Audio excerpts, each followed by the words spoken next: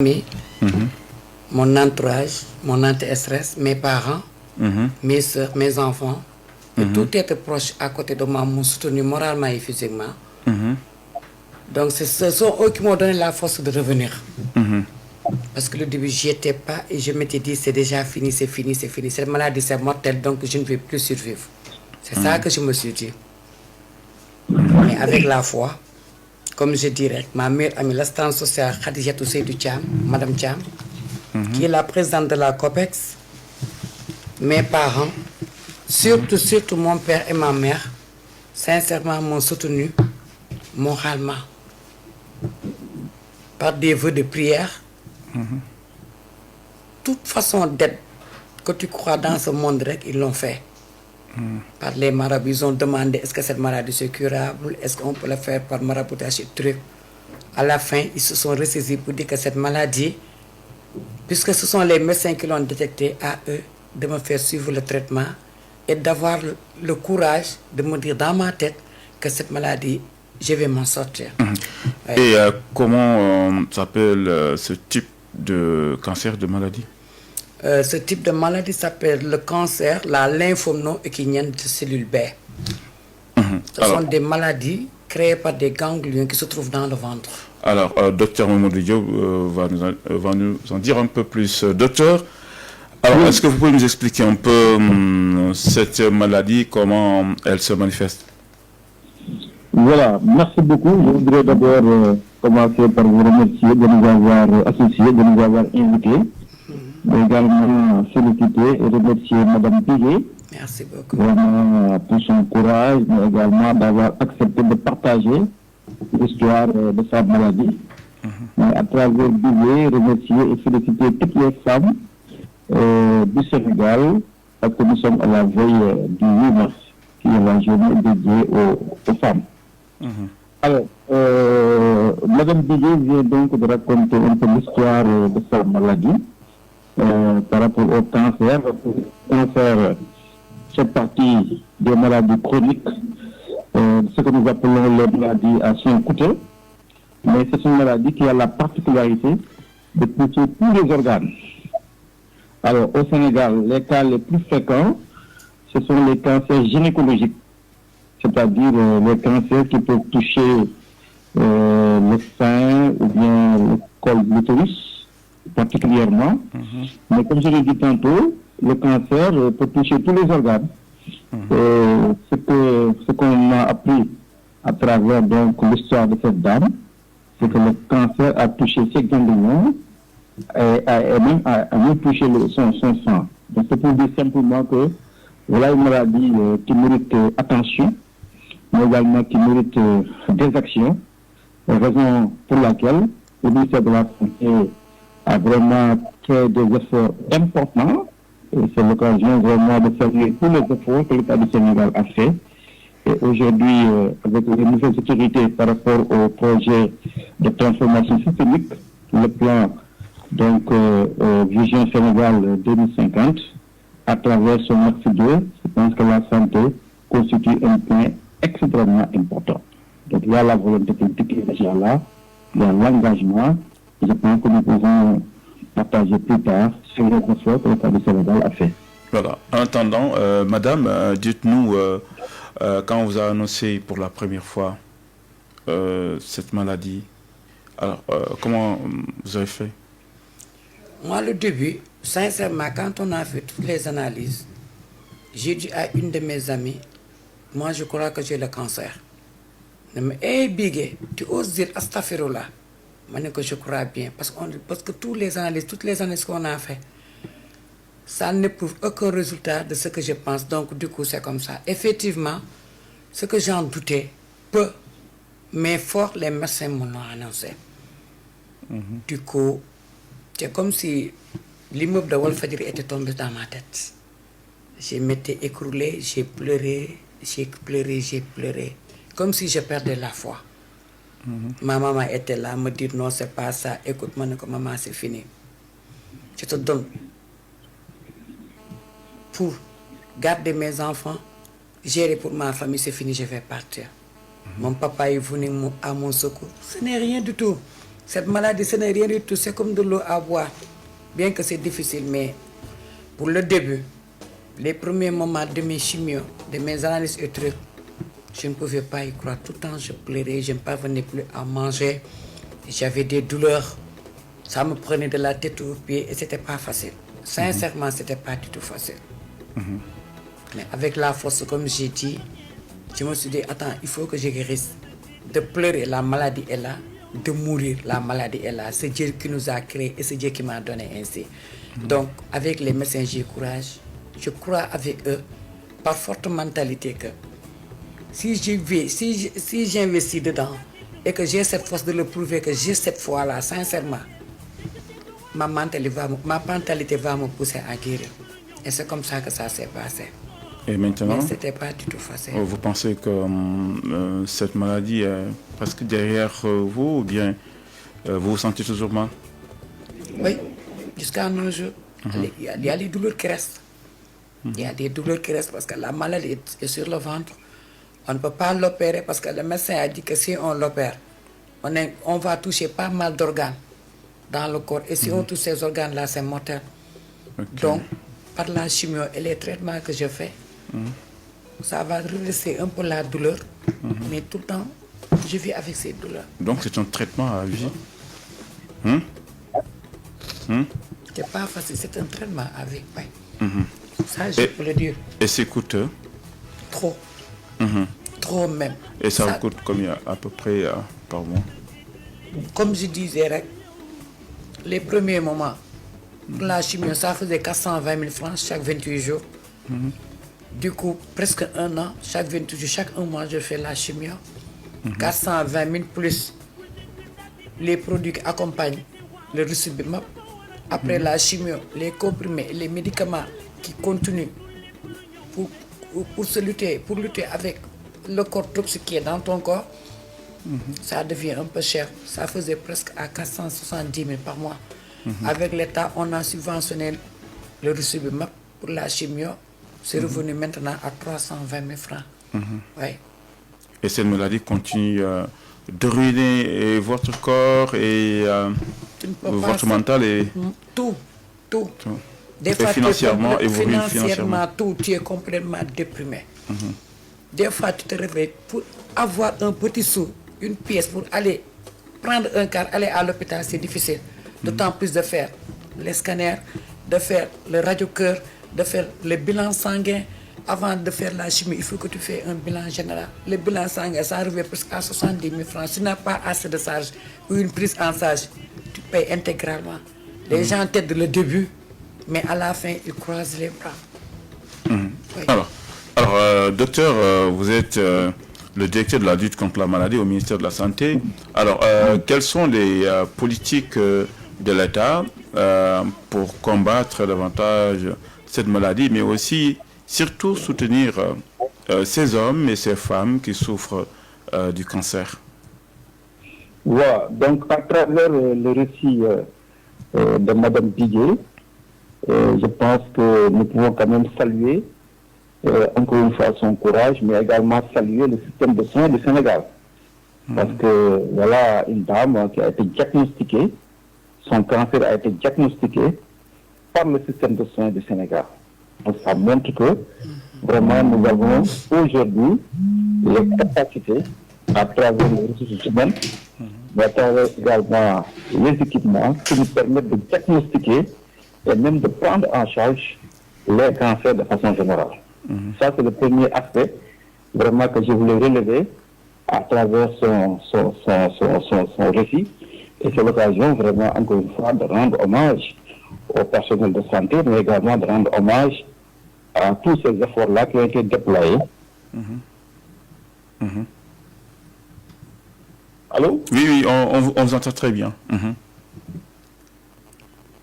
Allô? Oui, docteur, on vous entend très bien. Voilà, simplement. Voilà. Le deuxième point, comme Mme Biguel l'a dit, effectivement, le cancer fait partie des maladies chroniques à soins coûteux. Vraiment, le traitement coûte excessivement cher.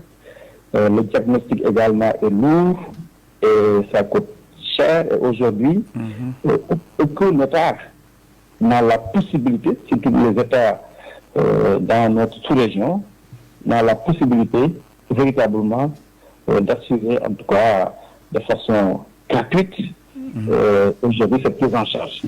C'est pourquoi le ministère de la Santé a mis en place vraiment des stratégies. Et c'est l'occasion d'ailleurs de vous annoncer que nous avons aujourd'hui un plan national de lutte contre le cancer qui a été lancé et validé par le ministère de la Santé. Et dans ce plan, vraiment le ministère de la Santé mise sur la prévention. Aujourd'hui, le maître mot, c'est la prévention. C'est-à-dire faire de telle sorte que le cancer ne survienne pas chez les Sénégalais. Et pour cela, il y a deux choses. La première chose, c'est d'abord la vaccination des jeunes filles âgées de 9 ans à 15 ans. Et ce vaccin aujourd'hui est disponible dans le PV, mais également la vaccination contre l'hépatite également qui est disponible. Alors, je le dis parce que aujourd'hui, les cancers les plus fréquents au Sénégal, c'est effectivement les cancers gynécologiques, c'est-à-dire les cancers du col de l'utérus, mais également le cancer du sein. Alors, ce que nous recommandons, vraiment, c'est de faire vacciner nos jeunes filles qui vont devenir de futures mamans, vraiment pour les protéger contre le cancer. Et pour le cancer du sein, ce que nous préconisons, c'est vraiment la détection précoce à travers la mammographie, vraiment, que nous pouvons faire aujourd'hui dans nos régions et dans nos structures. Le deuxième aspect, c'est le changement de comportement. Changement de comportement dans l'alimentation, mais changement de comportement également dans le comportement de tous les jours, à travers l'activité physique régulière, à travers un dépistage précoce, mais également à travers une hygiène de vie. Vraiment, c'est ça que nous recommandons aujourd'hui. Maintenant, si le cancer survient, vraiment, l'État du Sénégal également a mis beaucoup d'efforts. Aujourd'hui, près de 2 milliards de francs CFA sont dégagés annuellement pour vraiment subventionner la chimiothérapie, mais également subventionner la radiothérapie. Ça également, c'est des choses que l'État du Sénégal a fait. Et nous faisons vraiment également de la communication. Aujourd'hui, dans chaque structure de santé, il y a quand même des activités de communication qui sont menées vraiment pour informer les femmes et la population de façon générale à la prévention contre le cancer. Alors, cette maladie du cancer est-elle curable et à tous les stades? Alors, le cancer, effectivement, il est curable, mais à condition qu'il soit détecté tôt. Et le message vraiment que nous voudrions lancer, c'est vraiment de se faire dépister très tôt. Alors, chez les femmes, je dis qu'ils ont la possibilité, à travers donc nos structures, de faire le dépistage ou la détection des lésions précancéreuses du col qui, si elles ne sont pas prises en charge, peuvent évoluer vers le cancer. Et pour les seins, c'est l'autopalpation, n'est-ce pas, mensuelle, chez les femmes qui sont en âge de procréer, mais également la réalisation de la mammographie, en tout cas chez les femmes qui sont ciblées. Alors, vu la gravité de cette maladie et également les statistiques, alors on parle d'Octobre Rose, par exemple, c'est un mois qui est consacré à la lutte, mais est-ce qu'on ne peut pas dire désormais Année Rose au lieu d'Octobre Rose? Oui, la prise en charge du cancer, c'est vraiment toute l'année, c'est tous les mois, c'est toutes les semaines, c'est tous les jours. Vraiment, aujourd'hui, ce que nous préconisons, vraiment, c'est de façon routinière que la prise en charge soit intégrée à travers la prévention dans le système de soins. Ça, vraiment, c'est notre message. Maintenant, Octobre Rose, c'est juste une opportunité pour nous, pour accélérer ces efforts-là qui sont faits dans la sensibilisation, dans le plaidoyer et dans la détection des cas. Alors, vous préconisez une année rose, vous aussi, madame? Ah, ça, je suis parfaitement d'accord. Et sincèrement, une année rose vaut mieux qu'Octobre Rose. Octobre Rose, c'est juste 30 jours. Mais comme par exemple, au niveau de la LISCA, tout récemment, La LISCA a fait une octobre rose en ce mois même, du mois de février avec le WEV. La LISCA fait tout le temps des dépistages au niveau des banques et d'autres structures que j'en connais beaucoup même. Donc bravo à la LISCA qui nous aide aussi pour le dépistage. Et au niveau du sein de LISCA aussi, ils font les dépistages là-bas, de la mammographie, que du cancer de l'utérus et tout autre genre de cancer. Il y a le cancer de sein, il y a le cancer du sang, il y a le cancer des os, il y a le cancer du cerveau, il y a le cancer des yeux. Tout facteur de cancer, c'est là-bas. La LISCA nous aide, nous oriente au niveau de Dalatiam pour faire des analyses là-bas. Il nous aide aussi à nous donner des médicaments, sincèrement par la gratuité, qui nous aide au moins de moins de dépenses envers les personnes atteintes. Oui. Alors, docteur, on dirait que ce sont les femmes qui souffrent plus que les hommes. Oui, effectivement, parce que nos estimations nous disent qu'en moyenne au Sénégal, nous détectons près de 11 000, 12 000 cas de cancer. Mais 80% de ces cas de cancer, effectivement, c'est des cancers gynécologiques, c'est-à-dire les cancers du sein et les cancers du col de l'utérus. Cela montre que donc les femmes sont les plus touchées. Et c'est pourquoi vraiment toute l'attention est portée bien sûr à l'endroit des femmes à travers la sensibilisation, la détection, l'autopalpation, la vaccination des jeunes filles. Et nous demandons également aux hommes aussi de penser au cancer de la prostate. C'est pourquoi de façon timide, c'est pas comparable à Octobre Rose, mais durant le mois de novembre également, nous parlons de Novembre Bleu, pour inciter les hommes à penser également à se faire dépister pour le cancer de la prostate. Alors, Alors, vous avez parlé tout à l'heure de la vision Sénégal 2050 qui place les femmes et les filles donc au cœur de cette vision. Alors, on parle aussi d'autonomisation. Est-ce possible avec, dans le cadre de la lutte contre le cancer? Est-ce qu'on peut amener les femmes à être autonomes justement pour se prendre en charge? Oui, je confirme pour dire que effectivement l'engagement politique, la volonté politique, elle est réelle à travers donc la vision Sénégal 2050 et la stratégie nationale de développement, mais également le ministre de la Santé, le professeur Ibrahim aussi, et c'est l'occasion vraiment de le saluer, de saluer tout le personnel du ministère de la Santé. Quand il est arrivé donc à la tête du département, l'une des premières réunions qu'il a tenues, effectivement, on portait sur le cancer. Donc ça montre que l'engagement, vraiment, il est là. Maintenant, nous, notre ambition, comme je vous dis tantôt, c'est de prévenir. C'est de passer d'une santé curative à une santé préventive. C'est-à-dire faire de telle sorte que le cancer ne survienne pas. Et ça, je pense que si nous menons des actions de sensibilisation, de communication, renforcer la vaccination et vraiment faire la promotion, en tout cas du sport, et insister également sur l'alimentation, vraiment les bonnes pratiques par rapport à l'alimentation, je pense que nous pouvons quand même inverser la tendance et amoindrir vraiment le fardeau du cancer qui, effectivement, comme je l'ai dit, constitue une maladie à soins très coûteux.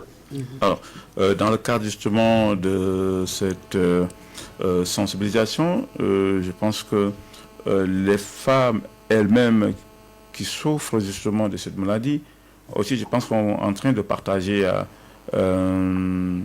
leur souffrance, mais tout en voulant, n'est-ce pas, sensibiliser les autres, n'est-ce pas? N'est-ce pas? Moi, j'aurais aimé, sincèrement, qu'il y ait des jeunes qui se portent bénévolat, d'aller dans les quartiers taper porte par porte. Parce que certes, il y a des personnes qui sont décomplexées. Il y a des femmes qui sont des femmes trop gênées par le comportement de leur mari ou de la famille. De faire la sensibilisation comme on avait fait à l'Octobre Rose, que ça soit toute une année.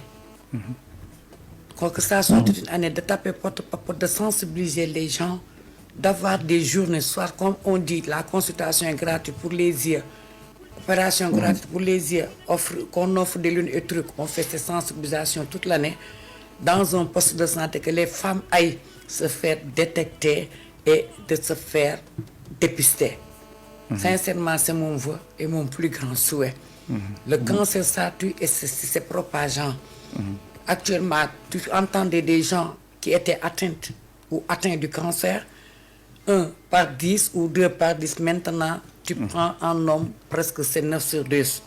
Dans tout quartier, comme dans le quartier où j'habite, donc dans ce quartier, une maison sur 2, il y a des personnes atteintes du cancer. Quand je les ai sensibilisées pour venir dans le cadre, pour venir soutenir l'Octobre Rose, elles ont dit qu'elles ont honte et elles se sentent gênées pour qu'on puisse leur dire qu'elles sont atteintes de cette maladie. Mais de nos jours, si elles ne le font pas, ça s'aggrave de jour en jour. Un dernier mot, donc peut-être pour un message à l'endroit des femmes à l'occasion justement de ce 8 mars, n'est-ce pas? Je lance un appel solennel à toutes les femmes dont le 8 mars nous reviennent d'aller se faire dépister, de ne pas avoir un gêne, de parler de leur maladie et de parler de ce qu'elles ressentent envers elles. Parce que, comme je dis, j'ai été opérée du cœur, j'avais des maux de ventre, mais je n'aurais jamais dû croire que ces maux de ventre étaient dus à un cancer. Le cancer se cache partout dans le corps. Tu peux avoir des maux de tête, croyant que ce sont des migraines, or que c'est une tumeur. Tu peux avoir des os, croyant que ce sont des arthroses, or que tu as le cancer des os. Tu peux avoir le leucémie sans autant le savoir. Donc j'appelle à toutes ces femmes, ainsi que madame, les deux premières dames, de nous aider à nous édifier. Ainsi, un appel solennel à Monsieur le Président, Son Excellence, Monsieur Bassirou Diakhar Diomaye Faye, que je salue de passage, de nous soutenir, ainsi que Dr Diop et le ministre de la Santé, de venir nous subventionner encore pour la radiothérapie et la chimiothérapie et les médicaments qui sont coûteux, de nous aider pour y parvenir, pour pouvoir guérir et avoir une attitude positive avec dégager des ondes positives. Alors, sincèrement. D'accord. Alors, docteur, alors, comme l'a fait donc Sokhna Bigué Koné en se confiant en public, alors pensez-vous que le fait de continuer à se confier au public au lieu de le faire tout simplement avec les médecins traitants, est-ce une bonne chose? C'est l'occasion de féliciter encore une fois Mme Bigué Koné. Merci beaucoup, docteur. Vraiment pour avoir le courage de partager. Je pense que Mme Bigué Koné peut être un relais, un bon relais, parce qu'elle a eu quand même à vivre la maladie. Elle a eu donc à subir les effets de cette maladie, mais elle a eu quand même la chance d'être prise en charge, d'être accompagnée. Et je pense qu'elle mérite des félicitations. Merci. Elle mérite un accompagnement à travers accompagner tous ces femmes qui vivent avec le cancer, parce que nous les recevons régulièrement, les associations de malades. Donc c'est l'occasion vraiment de les encourager. Mais je vous dis également de leur témoigner notre disponibilité, notre engagement à être à leur côté. Et nous sommes aussi à la veille du 8 mars. C'est l'occasion aujourd'hui à travers Bigué Koné de rendre hommage à toutes les femmes du Sénégal. Ce sont nos mamans, ce sont nos épouses, ce sont nos sœurs. Et vraiment, le message que je voulais lancer, effectivement, c'est de penser également à leur santé. De penser à leur santé, de penser aux facteurs de risque de survenue de ces maladies, de survenue de ce cancer, de se faire dépister très tôt. Et ça, c'est important, parce que ça permet de prendre en charge les lésions qui peuvent entraîner le cancer, mais surtout aussi de se faire dépister contre l'hypertension artérielle et contre le diabète.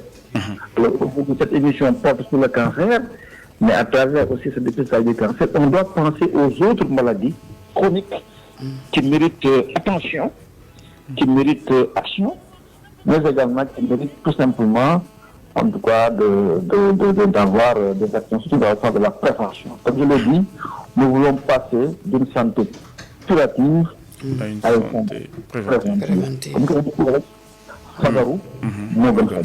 Merci beaucoup. C'était Dr Mamadou Diop, directeur de la lutte contre la maladie au ministère de la Santé. Merci d'avoir répondu à nos questions. Merci aussi à Madame Bigué Koné, qui était également notre invitée, membre de l'ISCA, Lutte internationale contre le cancer. Elle est membre, mais aussi elle est atteinte donc du cancer. Merci beaucoup, Madame, d'avoir répondu à notre invitation. Merci aussi à Didier You qui a assuré la partie technique avec la complicité de Djibril Dir, Digital Manager. Dans ce micro, Benjamin Diagne, merci d'avoir suivi. Rendez-vous de même heure, même fréquence pour un autre numéro de Projecteur.